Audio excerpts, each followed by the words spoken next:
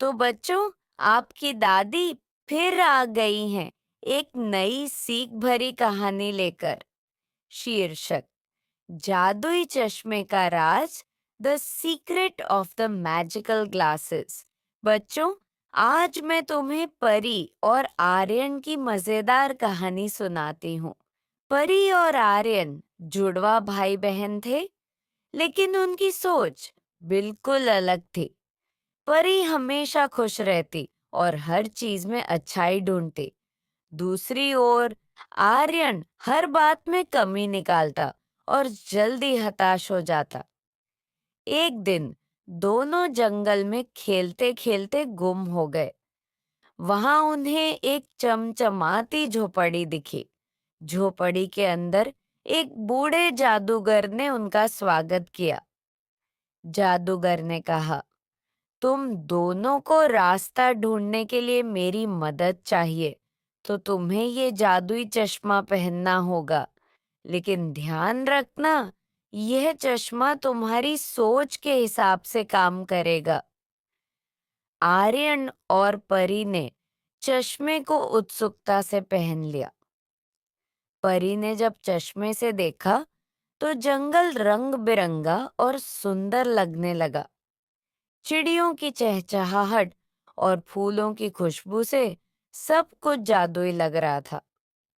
परी बोली, वाह, यह तो अद्भुत है। देखो आर्यन, यहाँ कितनी खूबसूरती है। लेकिन जब आर्यन ने चश्मा लगाया, तो सब कुछ डरावना और अंधेरा लगने लगा। उसने कांपते हुए कहा, यह जंगल तो भूतों से भरा हुआ लगता है। हम कभी यहाँ से बाहर नहीं निकल सकते। परी ने आर्यन को समझाया, जादूगर ने कहा था कि यह चश्मा हमारी सोच के हिसाब से काम करेगा। अगर हम अच्छी सोच रखेंगे, तो सब कुछ अच्छा दिखेगा। आर्यन ने गुस्से से कहा, यह सब बकवास है। मैं इसे उतार रहा हूँ। जैसे ही आर्यन ने चश्मा उतारा, झोपड़ी गायब हो गई और दोनों जंगल में अकेले रह गए। परी ने कहा, डरो मत, हमें सिर्फ अच्छा सोचना है और रास्ता अपने आप मिल जाएगा। परी ने चश्मा पहने रखा और हंसकर कहा, देखो, वहां एक पेड़ पर चिड़िया बैठी है। हमें उस दिशा में जाना चाहिए। आर्यन ने झिझकते हुए परी का साथ दिया। धीरे धीरे उसकी सोच बदलने लगी। जब उन्होंने रास्ते में एक गिरे हुए पेड़ को देखा, तो आर्यन ने कहा, शायद इसे पार करने में मजा आएगा। अब आर्यन ने भी चश्मा पहन लिया और उसे जंगल पहले से कम डरावना लगने लगा।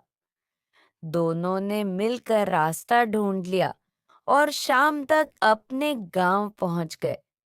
गांव पहुंचते ही जादूगर ने हवा में प्रकट होकर कहा, तुमने सीख लिया कि अपनी सोच को बदलकर मुश्किलों में भी खुशी और रास्ता ढूंढा जा सकता है। यही चश्मे का राज्य है। शिक्षा: दुनिया को देखने का तरीका हमारी सोच पर निर्भर करता है। अगर हम हर हाल में अच्छा सोचें, तो मुश्किलें भी आसान लगने लगती हैं। तो बच्चों, अब कल मिलते हैं एक नई कहानी के साथ। सो जाओ और चैनल को सब्सक्राइब कर दो और घंटी दबा दो, ताकि जब भी मैं नई कहानी लेकर आऊं, आपके फोन की घंटी बजे और आप तुरंत आ जाएं कहानी सुनने।